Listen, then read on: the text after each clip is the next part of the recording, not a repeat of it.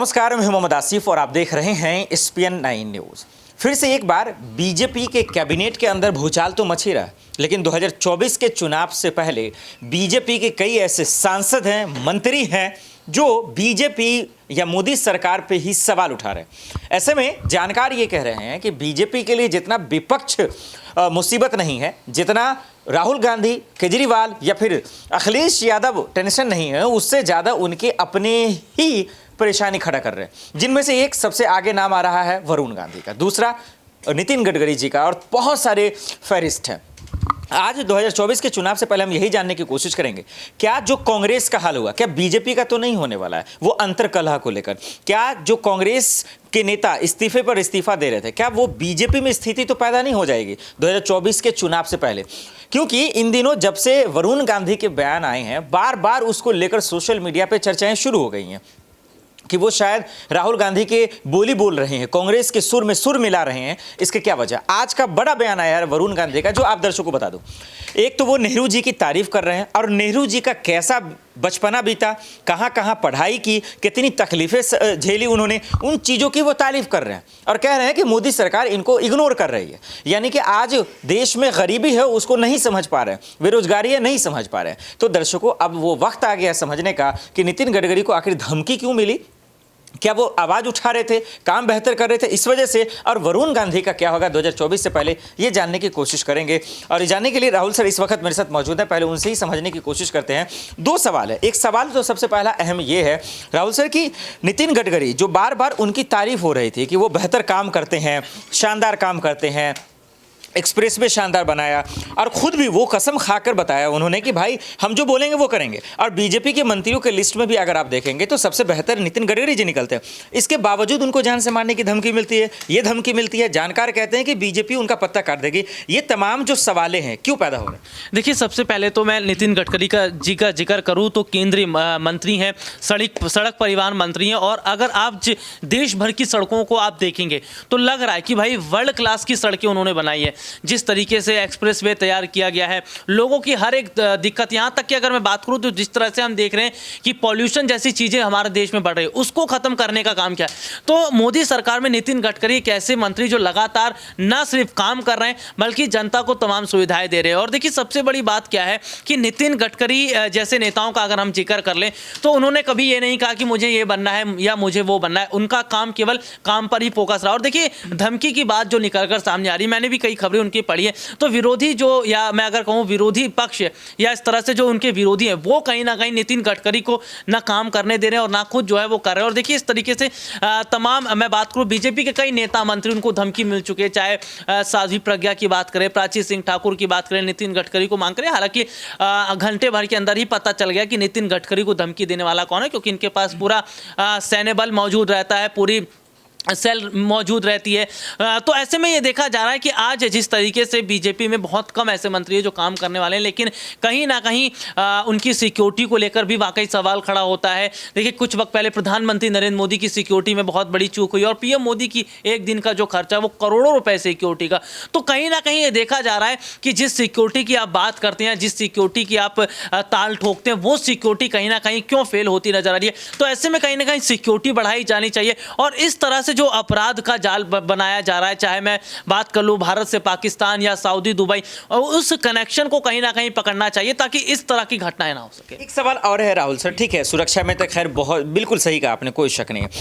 आपने देखा 2014 के बाद से कांग्रेस की बर्बादी शुरू हो गई। कांग्रेस के नेता इस्तीफा पे इस्तीफा दे रहे थे, दौर ही शुरू हो गया था। लेकिन अब वापसी के भी सुर आ रहे हैं। ये एक अच्छी बात है कि वापसी लोग कर रहे हैं। क्या बीजेपी में जो अपने मोदी सरकार पर सवाल उठाते हैं, जो बहुत सारे नेता हैं, मंत्री हैं, सांसद हैं, क्या 2024 से पहले बीजेपी में ये इस्तीफे का दौर देखने को मिलेगा? क्या बहुत सारे नेता साथ छोड़ देंगे, क्या बाहर हो जाएंगे? बिल्कुल। देखिए आशीष सर, मुझे ऐसा लग रहा है क्योंकि उत्तर प्रदेश में हम क्या देख रहे हैं कि लगातार, सबसे पहले उत्तर प्रदेश की बात कर लें, जो कि कई मायनों में राज्य बहुत ज़्यादा मायने रखता है, क्योंकि यहाँ से ही आपका दिल्ली का रास्ता तय होता है। और यूपी का विधानसभा चुनाव जीतने के लिए खुद प्रधानमंत्री नरेंद्र मोदी को आखिरी वक्त में बनारस उतरना पड़ा, जहाँ पर प्रचार प्रसार करने उतरे खुद गृह मंत्री अमित शाह उतरे, जेपी नड्डा उतरे, तमाम बड़े बड़े नेता थे।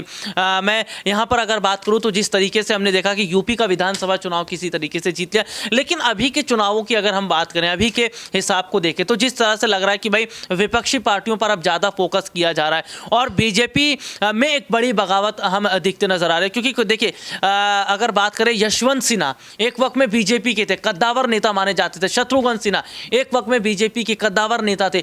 मतलब ये वो नेता थे जिन्होंने पार्टी में अपना योगदान दिया, पार्टी में उनका बहुत ज़्यादा अहमियत रही थी। लेकिन यशवंत सिन्हा देखिए कुछ वक्त बाद जो है वो अलग हो जाते हैं, विपक्ष में चले जाते हैं। आज टीएमसी की तरफ से बड़ा चेहरा है, शत्रुघ्न सिन्हा टीएमसी में बड़ा चेहरा है। तो धीरे धीरे हमने क्या देखा कि जिस तरह से बीजेपी में जो काम करने वाले थे, तो कहीं ना कहीं आज देखा जा रहा है कि उतना नहीं हो रहा है, या फिर सरकार उन पर उतना ध्यान नहीं दे रही, जिस वजह से बीजेपी में अगर उत्तर प्रदेश की बात कर ले तो आप आरक्षण जैसी चीज़ों को ख़त्म कर रहे हैं, जो कि जनता के लिए भी ठीक नहीं है। तो ये तमाम मुद्दे अब विपक्षी पार्टियां उठा रही, तो जनता ये देख रही है कि काम के मुद्दों को कौन बात कर रहा है, कौन धर्म जाति की बात कर रहा है। तो बीजेपी लगातार जो फंसती चली जा रही है वो धर्म जाति की राजनीति में फंस रही है, जातिवाद की राजनीति में फंस रही है। लेकिन विपक्षी पार्टियां लगातार, देखिए अरविंद केजरीवाल को आपने हमेशा से सुना होगा, सबने देखा है कि हमेशा से शिक्षा पर बात करते हैं, स्वास्थ्य पर बात करते हैं, रोजगार पर बात करते हैं, स्कूलों पर बात करते हैं। लेकिन आप बीजेपी के किसी भी नेता के मुंह से इस तरह की बातें नहीं सुन पाएंगे, क्योंकि ये बताता है कि वो लोग केवल चुनाव जीतने के लिए इस तरह का हथकंडा आजमाते हैं। आम आदमी पार्टी के पार्षद बड़ी संख्या में, आम आदमी पार्टी एमसीडी में अच्छा खासा जीत गई, 130 सीटें आई, उसके बावजूद भी आप अपना मेयर जबरदस्ती बनाने की कोशिश करो, तो जनता ही धीरे धीरे अब कहीं ना कहीं बीजेपी को किनारे करती चली जा रही है। और विपक्ष की बात करें तो 2024 में बहुत बड़ा मजबूत होता नजर आ रहा है। बहुत बहुत शुक्रिया। यानी कि कामकाज नहीं हुआ, यही वजह है कि बीजेपी के कई ऐसे सांसद और मंत्री हैं जो मोदी सरकार पर सवाल उठा रहे हैं, जो सही भी है।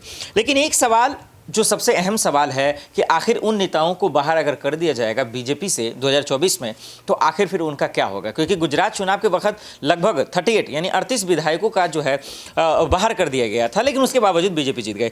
ऋतिक मेरे साथ मौजूद है। ऋतिक, मैं दो बात समझना चाह रहा हूँ। पहली बात तो ये, वरुण गांधी आज नेहरू जी की तारीफ कर रहे हैं, कभी राहुल गांधी के सुर में सुर मिला के बात करते हैं, कभी कांग्रेस की तारीफ करते हैं। क्या समझा जाए कि बीजेपी उन्हें नहीं निकाल रही है तो खुद ही मंशा बना रहे हैं कि किसी तरह बिल्कुल। देखिए, वरुण गांधी का आपने जिक्र किया, और वरुण गांधी कद्दावर नेता और अच्छे नेता माने जाते हैं, सबसे बड़ी अपनी साफ सुथरी छवि के लिए जाने जाते हैं। और वरुण गांधी के साथ अगर ऐसा हो रहा है तो तमाम ऐसे बीजेपी के नेता हैं जो बीजेपी पार्टी उनको आगे नहीं रखती है। चाहे आप अपर्णा यादव को देख लो, चाहे आप उनको स्वामी प्रसाद मौर्य को देख लो, वो भी जो है समाजवादी पार्टी में वापस कर गए। वरुण गांधी आज क्यों ऐसे सवाल उठा रहे हैं? आज मेनका गांधी को जो है कांग्रेस की वापसी की बातें कर रही हैं, अटकलें क्यों लगातार लगाई जा रही हैं? क्यों? क्योंकि इनको बीजेपी पार्टी सम्मान वो नहीं दे रही है जिस सम्मान का ये हक जताते हैं। लेकिन सबसे बड़ी बात यह है कि आज नितिन गडकरी की सुरक्षा पर चूक, जैसे कि बताया गया है, उनको मारने की धमकी दी गई है। तो आखिर बीजेपी के नेता को ही क्यों धमकी दी जा रही है? सबसे बड़ी बात तो यह है। दूसरी बात, आपका प्रशासन क्या कर रहा है? आप बार बार कहते हैं कि सुरक्षा में चूक हुई है, सुरक्षा में चूक हुई है। कोई इंसान पुलिस थाने के अंदर बैठा है, गिरफ्तार है, मतलब जेल के अंदर डला है, वो इंसान जो है धमकी दिलवा रहा है। ये कौन सा प्रशासन है? मतलब कौन से जासूस लगा रखे हैं? सबसे बड़ी बात तो यही है ना। अब एक सवाल ऋतिक, जो बहुत बड़ा सवाल है, मैं समझना ये चाह रहा हूँ कि आज 2014 के बाद से जो मोदी सरकार के खिलाफ आवाज उठाया, जो सवाल खड़े गया, वो सलाखों के पीछे गया। लेकिन ये वरुण गांधी या नितिन गडकरी जी को इतनी हिम्मत आती कहाँ से है कि अपनी ही सरकार से सवाल पूछ रहे हैं बार बार? देखिए, कटाक्ष करने के लिए जाने जाते हैं, साफ सुथरी बात करने के लिए जाने जाते हैं। मैं यहाँ पर नितिन गडकरी का जिक्र कर रहा हूँ।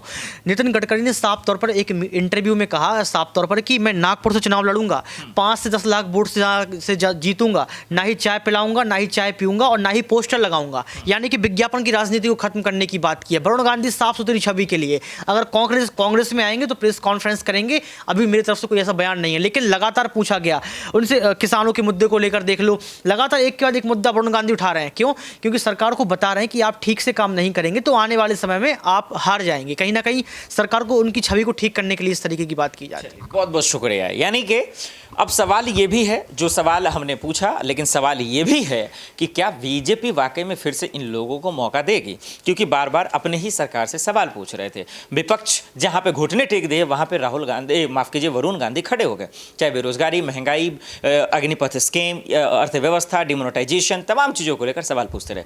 देखना ये होगा कि बीजेपी इन लोगों को इस बार टिकट देती है या फिर कैबिनेट से ही बाहर कर देगी, या फिर टिकट ही नहीं देगी। खैर, आने वाले वक्त में पता चल जाएगा। आज के लिए इतना ही, मुझे दीजिए इजाजत और आप देखते रहे स्पेन न्यूज़। नमस्कार।